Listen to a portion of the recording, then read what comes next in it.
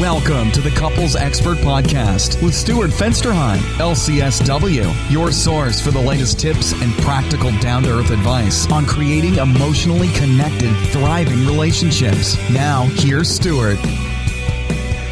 Hi there, and welcome to the Couples Expert Podcast. Today is May 28th, and I am in La Jolla, California, here for a therapist conference. And basically, through my contact with some of the other therapists going to the conference, we have sort of like a Facebook group. And in the group, we've been talking a lot about our practices and how to really send our message out to everyone, who we are as therapists and as people, and really trying to really perfect letting all of you and my readers and listeners know a lot about who I am and who the other therapists are. In my interactions on the Facebook page, I've met somebody who is pretty special. Kami is a therapist out of Sacramento. And what's pretty cool about Kami is that I learned through my interactions with her that her specialty is first responders. And one of the things that I've been thinking a lot about the last week or so is the Yarnell fire and how many people lost their lives and some of the reports that have been coming out. But more importantly, being that I am a couples counselor, really how those families really struggle with both just dealing with the loss as well as one of the things that I know is, for instance, my daughter is dating someone that's considering being a police officer or a criminologist. And we were talking the other day about that, and I was pleased to hear that the kind of law he wanted to do did not involve being a police officer. And one of the things about that is I don't think she could deal with his leaving for the day and not knowing if he's going to return. And that struggle is something these families deal with every day of their relationship and their life together. And Kami, that is her specialty. What she does is basically works with these families and helps them try to stay close and connected in spite of some of the dangers. And the other thing about her is I want to just make sure that I tell everyone about you in terms of she's a mother, she's married, and I think a mother of 2 children, right, Kami? Correct. Okay, 2 children, and she's also an adjunct professor at a college. So I'm really, really thrilled, Kami, that you've agreed to come on and talk with my listeners about this very important subject. So maybe you can talk a little bit about what got you interested in doing this kind of specialization, and do you have a history with that? Just tell them a little bit about you. Sure. Well, first I want to say thank you so much for the invitation, and it's a pleasure to be here, to be able to speak with your listeners on such a poignant anniversary. It is one of the largest losses of firefighter lives in history. In recent history. So a little bit about my background. I am, my name is Kami Stork. I'm a licensed psychotherapist out of Sacramento, California. And this is definitely a little near and dear to my heart. My husband is a firefighter for the city of Sacramento. He has been working there for over 15 years now. So I definitely understand the struggles that fire families go through. In my prior history, prior to being a therapist, I actually worked as a probation officer for Sacramento County. So I also understand the police side of things also, and the criminal justice piece that comes into play. But really being near and dear to my heart is really the struggles that couples go through and individuals go through because of the stress that gets brought home due to the nature of the job. You brought up a really good example of your daughter not knowing if her spouse would then be coming home for that day. And those are things that we go through every shift that comes up, is wondering what's going to happen. Are they going to be safe? And then the sad thing is even if it's not your spouse, they're still your family, because it's a very close-knit community when you work for a department, whether it's police or fire or any type of public safety. It's very close-knit. So let me ask you a question, because you brought up an interesting thing about your experience, that you've worked with probation as well as with the fire department. And I guess one of the questions that I always wonder about is those 2 first responders, police going into, and I know domestic violence, for example, is the one call that most police officers Correct. Don't want to do. And then you have the firemen with the fires, and here in Arizona, you have the wildfires. Is there a difference between the struggles that those families have, the legal side with the police and the fire? Well, I think there's definitely, the police come in and they're the ones dealing with the criminal aspect of things. So they're, at times that they're showing up first, and then you have the firemen who come in after, because the majority of firemen nowadays are also paramedics. So they're coming in and they're cleaning up the scene, so to speak. They might be with the patients. For example, a domestic violence case, they may be riding to the hospital with that particular victim. So the types of traumas, the secondary traumas that our first responders see can be very similar, because they're both responding to similar scenes. But the type of struggles, for example, in our Sacramento City Fire Department, they work 48-hour shifts. So my spouse is gone for a minimum of 2 days at a time. I know with the wildland fires and CDF, we have the Department of Forestry in California, so we call it CDF, which is similar to the Arizona, hot shots, things like that. They can be gone for weeks at a time. So that's very similar to the stress of a military wife, where your spouse can be gone on shift for 30 days. And you may not have cell phone contact, you may not have email contact, so you don't always know if your spouse is safe. And then what are they going to come home with? What did they see during that 48-hour shift or that 30-day shift? It's always, they deal with similar struggles from that perspective. And from that perspective also, what I'm thinking is, I'm just imagining if I'm gone for a week or even a couple of days and I come home, and let's say my child had gotten hurt, to walk in the door to see an injured child, and then to have to hear about it, the whole story, fresh, brand new from my partner, if that relationship isn't real secure, and let's say I have some trust issues with my partner, and not so much in terms of like fidelity, but trust in terms of, can I trust her word? That must bring up a whole slew of issues. Well, I think it brings up a slew of issues from both sides of the relationship, because speaking as a fire wife myself, I could tell you when anything is going to go wrong, it's going to go wrong when my husband's on shift. So just happens to work that way. We just had an incident in our household where my youngest, who's 2.5 years old, she fell at a play structure and broke her leg.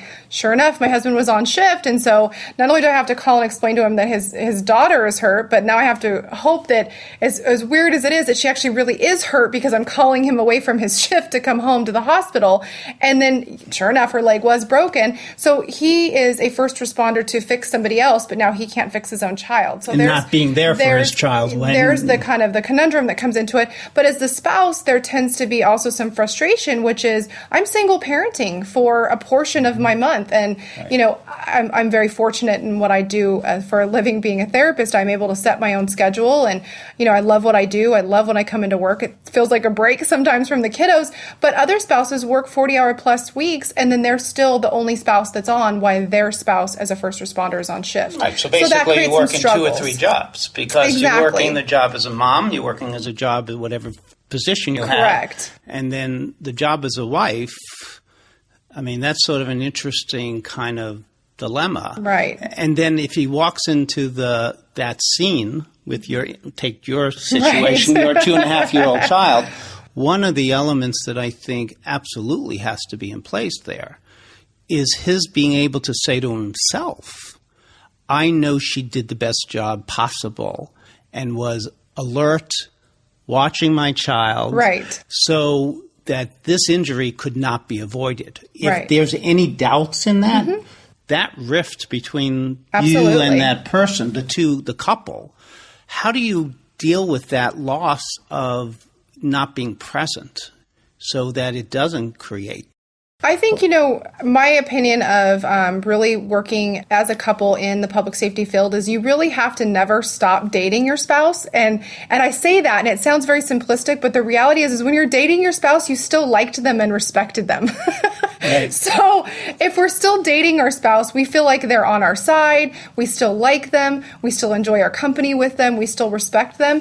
And that really goes with respecting each other as parents and knowing that when one person is gone, that the other person truly is doing the best that they can, and not being bitter as the spouse that might be home while the other one is gone, is to say, I understand that they're gone because this is their job, that they're not gone because they just want to leave me with everything to deal with. And that's really the kind of the struggle that comes between the two spouses a lot of times is that you're gone so much, so now I'm single parenting, so don't question my decisions because you're not here to help me with them anyways.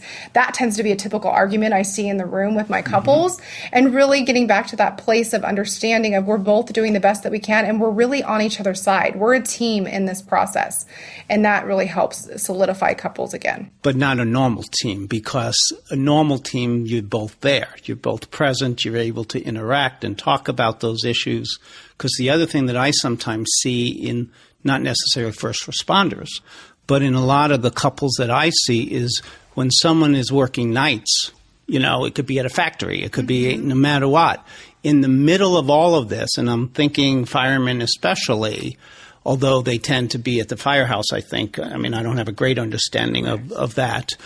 But in the middle of this tension between the two of you, where both of you care about each other, both of you want to work this out, all of a sudden you get called, and no matter what's going on between the two of you, you have to leave. Correct. And that abandonment feeling that must be for both people, not only the partner that's staying home, and we don't want to say that's the wife because there are a lot of female firefighters. Correct. But if you're in the middle of wanting, your heart is aching because you feel that disconnect, and yet you don't have a choice but to leave.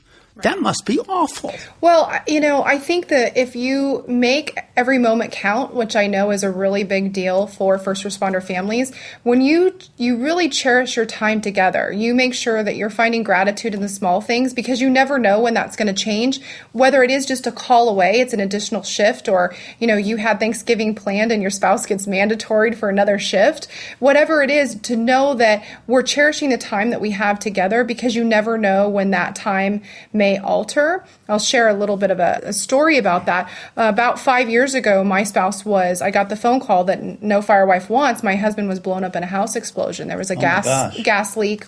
Him and 3 other firefighters were burned. And that was a phone call that I never anticipated getting. And this was prior to us having children, which was definitely made it a little bit easier because I didn't have to explain it to them. But the phone call was something I never, as a fire wife, you ever want to hear. But what it did, though, is it reminded us that you never know when something's going to change. And I blissfully, at this point, we have been together 10 plus years. I blissfully at this point said, well, you just go to work and I don't want to always think about what goes on there. And then it was reality. Reality hit that this may be, the shift that he doesn't come home from. And we've lost some deputies in our area in California this year that are just heartbreaking. They're close friends of ours. And you never know. So it's really that place of, when it comes back around to couples therapy, of saying, hey, something's off. We need to check back in with each other. We need to learn how to communicate a little bit better. We need to learn how to have our intimate connection again, and really work together as a team in whatever moment, because my family doesn't always celebrate Christmas on Christmas. Sometimes it's 2 days later. Right. And so because you can't. You can't. And so you really just learn to kind of overcome and adapt that way. And some of that is regular couples, I'll say also, but in the public safety field, you really learn, how do I cherish every moment, because I don't know what the next moment will bring me. And the other piece of this, I think, as I think about what you just said, is how do I, as a parent, when my spouse is not there, let's not make it so big as Christmas, because that's pretty huge, but to the school play that my child just spent the last 4 months doing and is so excited that dad or mom is going to be there for that. Mm-hmm. How do I look my child in the face as the parent that stays home and say, dad or mom's not going to be there, and see the tears and the anguish, and not get angry or wish that my spouse worked somewhere else, did something else, but they love doing this. This is their calling. And how do I, within myself, say, I haven't just brought my child into this horrible situation? Well, I think you kind of hit the nail on the head on one key point, which is that you explain to the child from the beginning. My girls are 2.5 and 4, and they know that what daddy does. They know daddy helps people. But the biggest thing is my spouse loves his job. That's one stress that my family doesn't have. I love what I do, and he loves what he does. So we don't have that stress where somebody comes home grumpy every day because they've been at a desk for 8 hours and they hate their boss. Right. He loves what he does. So that kind of helps smooth it over. But I think you have to start talking to kids from a really young age, and they learn kind of a little bit of the pattern that daddy's gone or mommy's gone, and that they'll be back, that they do love you, that they miss you. With the onset of all of the lovely technology we have nowadays, we FaceTime a lot. Right. We FaceTime daddy at the firehouse. And, so we make sure that they feel like they are connected and that they are welcome to go see daddy at the firehouse. I mean, we go by there, probably a couple times a month. We'll try and go by on shift so that then becomes daddy's second home. Oh, this is daddy's bed that he sleeps in tonight. We're going to go home and sleep in our bed tonight. And knowing that they're helping somebody. And we explain that with our police and CHP friends. We explain that with, the firefighter friends that we have. Really that they're out to help somebody, that somebody has to be there when you get a big boo-boo and you need help. So, depending on the age of the child, you kind of and explain being excited that dad mm-hmm. is the one that helps people. Right. I mean, your kids are fortunate because they could really, in a lot of ways, say, my mom and dad right. have the calling to help others feel better, be happier, be safer. I mean, I have older children, I have teenagers, and it's not that common, I think, for you to feel like, oh, my kids really are excited about what I do, but you have a special thing there. The other thing that I was thinking about as you were talking, and getting back to, our focus being on the couples and the relationship, is one of the things that I experienced in my life, being that I've had more than one relationship, is that what I really value about my marriage now compared to some other relationships I've had is that I really appreciate the small things that we mm-hmm. both do.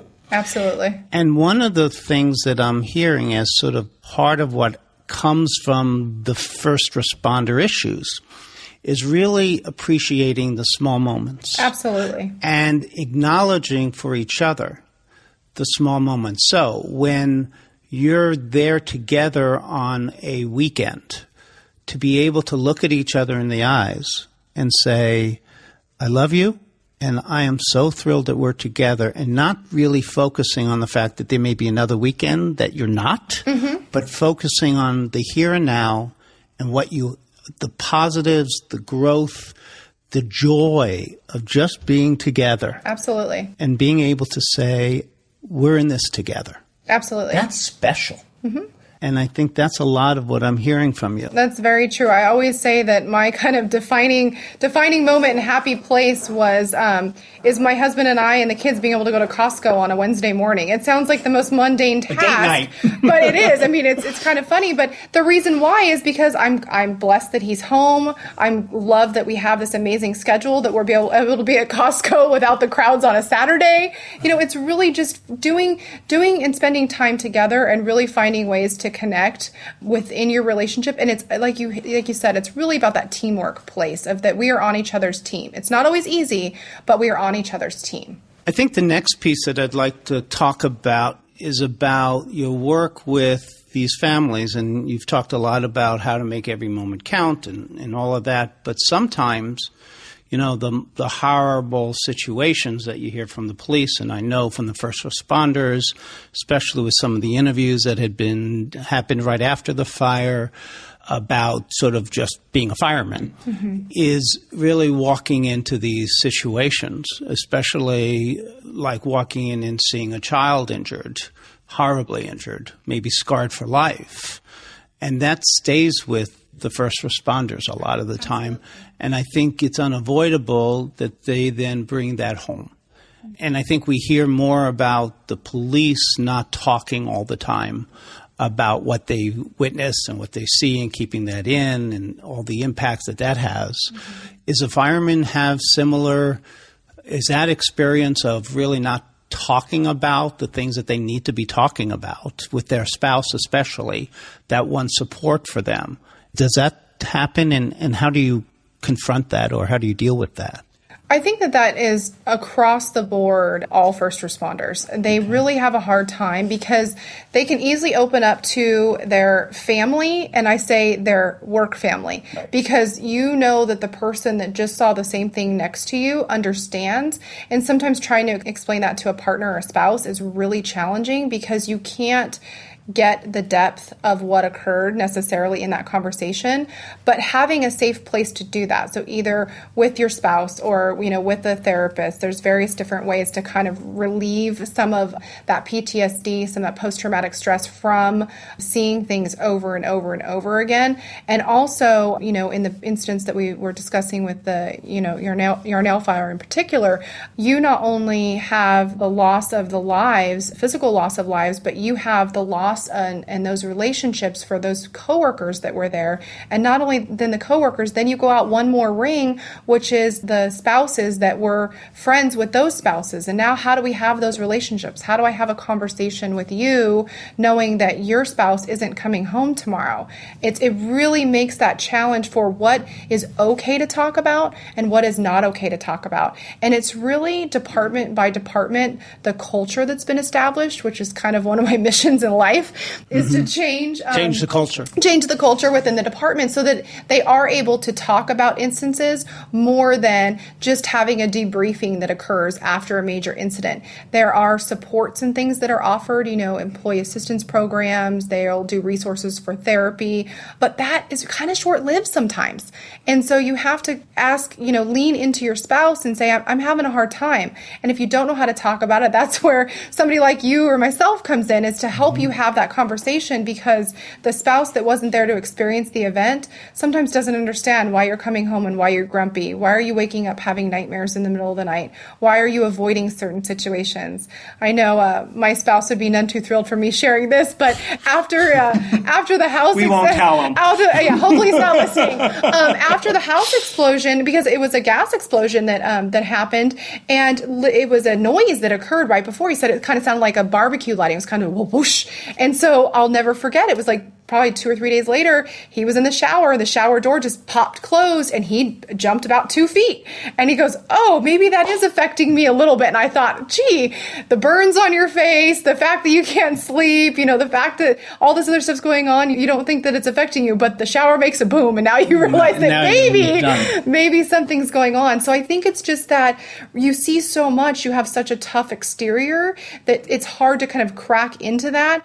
But once you realize that that you have a safe place to do that, once you've really connected with your spouse to do that, you realize you don't have to carry that burden completely by yourself. Is it that, or is it that, and I guess I'm speaking as a guy here, my concern being, if I open up that door, will I be able to close it? And that if I can't close it, it means I won't function. And if I don't function, I don't support my family. And if I don't support my family, will my wife really love me? I mean, It's not reality. It's clearly this obsessive thinking that happens. Absolutely. It seems like a lot of that and I think that's is about, I don't want to go there, because if I do, and I hear this more with other kinds of mood disorders, more, if I allow myself to get depressed or feel this or feel the, some of the past issues, I won't be able to move on. And I think it's got to be even worse for someone that's seen this horror. Absolutely. And I think that that's where you look at kind of changing that department culture and really educating people in the beginning of their careers, where these are some things that you're going to see. This is how, these are some healthy ways of dealing with them, because unfortunately our fire families, the divorce rate is about 70%. The public, as far as the police, they're about 65% was the last national average. Really? It's higher for firemen? It's higher for firemen. Why? I really think it's just because there's all the overnight shifts. Okay. I think the infidelity issues? I think there's just issues with infidelity, which goes on both sides of police and fire. But I think that there's just the stress of being that single parent that's in that relationship.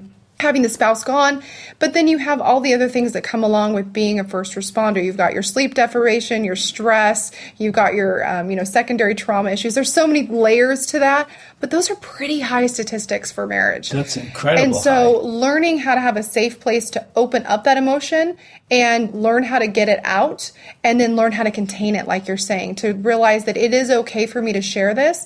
And I know a lot of departments are working really hard right now to make sure that folks have a place to process that, and also to be able to contain it in a way that they don't feel like they're not being manly or they can't handle the job. I know they're really working hard to change that culture. I know they're working hard in the military to change that culture right now of it's okay to go to your superior and say, hey, I'm having a problem with this. How can I seek help?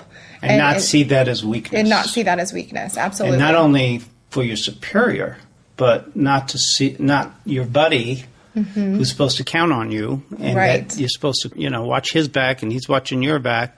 How do you, within the culture that says it's not okay to talk about this stuff, make it okay so your buddy doesn't see you as weak?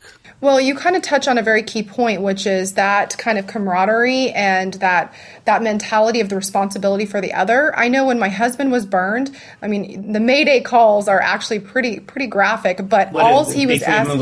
What is Mayday calls? That means there's trouble. That means Mayday things are going really wrong. Oh, that's what Mayday means? Mayday means it's going really wrong. Oh, sorry. Okay. Anybody who's a first responder listening will know exactly what I'm talking about. No, I'm sure they do, but a lot of my listeners I'm so sorry. That's okay. So that call, literally all my husband was saying is where is so-and-so? Where is so-and-so? He was asking where everybody else was, not even realizing that he had been burned, what was going on. And that's really what a lot of these folks say is I'm more worried about the other person. And I can only imagine what's going on right now with the survivor's guilt from the Yarnell fire. Ask you about that. Because those folks that are there, it's a catch-22. It's I don't wish I would have died, but now I have to live with the hurt of knowing that I was the one who survived, and why me? And how do I support those families that now have lost somebody? And could I have made a different decision? There's so many questions that go into Survivor. And why wasn't I one of the ones that was asked to go? Exactly. The whole survivor guilt. Absolutely. Is a fascinating kind of because those are their brothers and sisters. It is the family culture. I can't even explain it to you completely, but in our situation, there was somebody that was coming over to mow the lawn, and we had dinners delivered, and we made sure that did we need help cleaning the house, and luckily my husband was actually burned the least, but to see the community come together and to see that brother and sisterhood come together within the field of first responders, it's absolutely amazing. But what comes with that is a lot of guilt, unfortunately, and a lot of how do we talk about this? How do we have the conversation? Can I bring up this person's name? Do we remember memories of when we were all on that camping trip 2 years ago? It's really a challenge to be the person that still has survived and moving on. And then for the challenge of somebody who has lost their significant other also, because those memories are obviously forever changed. And the other piece, and I'm thinking about, I don't know if you saw the 60 Minutes, and it was more from a military standpoint, where they talked about some of the PTSD that some of these guys, and they were interviewing the commander, I think it was, who was talking about, now years later, it was Afghanistan, and that they were interviewing this guy who was asked about his buddy who was blown up, basically. And I can't remember the name of the interviewer, was asking him a little bit about what happened. And he refused to answer the question. And the reason he refused was because he said the guy's family doesn't know everything. And he doesn't want to be the one to basically have them now live with those memories. Absolutely. That he lives with. And as he was talking about it, he became very tearful and was starting to cry. And I was thinking about sort of the whole flashback piece for him. As he lies there alive, can he allow himself to enjoy his life? And the question that was asked was, would you trade places with him? And he said, in a heartbeat. He'd rather be the one that died. And I think in a lot of ways, it's almost like it's easier. Sometimes it does. It feels all those, easier. Not only the memories, but the sounds and all the things that come with that. And then bringing that home and now trying to make love to your wife and to be close and vulnerable and just allow yourself to feel the joy of a sexual experience or the joy of seeing your kids in a play. You don't want to allow yourself to do that. Right. There's that. That's where that survivor kind of guilt comes in. Absolutely. How do you work with those couples to allow to say, your wife needs you right now? Well, the key point in that is really learning to honor the person who is gone by living the best life that you can. So it's really kind of switching that around from the guilt that comes into play to really how can you honor their life? How can you maybe have experiences that, if you lost a partner, for example, as a police officer, and your partner always wanted to go skydiving. I know somebody who then decided to go skydiving, never wanted to skydive. For him. That's great. And he said, this is what I want to do is I want to honor them by doing these things that they're no longer able to do. And it took a while to get there. But it's that place where, unfortunately, we're not changing the fact of what happened. The incident happened. And so you have to kind of process through between the emotion and the reality of what's occurred. And quite frankly, Stuart, the reality is that we have such sarcastic senses of humor, the things that we find funny. The first responders you're talking about? Oh, my gosh. Yeah. I mean, the things that we talk about and joke about, because it's also somewhat of a defense mechanism, but it kind of gets you through because you know that you can make this joke or you can kind of be sarcastic about something, and only another first responder is going to, one, find the humor in it, and two, maybe even get it. So and you kind of find be a way. Willing to admit that you make the jokes. Right. So the incident with the guy skydiving, I mean, he was really joking with his spouse ahead of time. He's like, well, wouldn't this be ironic if I died honoring him, in this process? Skydiving. That would be funny. And his wife's like, I don't think that's very funny, but she's laughing with him because she knows that's his way of kind of processing through some of that grief and yet still honoring his partner. Do you know what I'm thinking? As you're telling me that story, it's very different, but I worked overnights for a while at Desert Samaritan Hospital, which is one of the hospitals in the Phoenix area. And it was the emergency room. I was a crisis counselor in the emergency room, and I'd get the psychotic clients and all of those. And, I also dealt with all the traumas that came in the families. And this was heavy, heavy, heavy stuff. And I remember one of the things that we did almost as a routine in the middle of a trauma was shooting rubber bands at each other. And you would say, oh, my God, this is serious stuff. But you need that relief. You need to find a way to make it just normal. And that's what I'm hearing. Absolutely. And that's wonderful. We're almost out of time, and I guess I'm wondering, with your experience with working with these families, what do you think is the one thing that surprised you the most about this work with them? That surprised me the most? Oh, wow. I guess what I'm thinking, as you've done this for a while now and what you've learned about yourself and you learn about the work, what are some of the things that really have been the most meaningful? Maybe that's a better question. What? I think when you asked me the question originally, the first thing I thought of is what never ceases to surprise me actually is the resiliency. And that's the one thing. I notice it in the children of first responders. I notice it in the spouses. I notice it in the first responders themselves, because these are really some tough individuals. They really, they put out 100% for others, for strangers. And yet they really they're fighters, they're just resilient people. And to see they say they work hard to play hard, to really see them go from, at least in my practice, to see, couples coming in and really struggling, like you say, on that intimacy piece or that connection piece or the communication, to be able to leave that and thrive and live life again, connected and happy with that person by your side. I mean, our first responders, we retire early. So I always say, I want you to look across the table at your spouse in retirement and know who they are and enjoy their company. That's like a big goal, when they come in.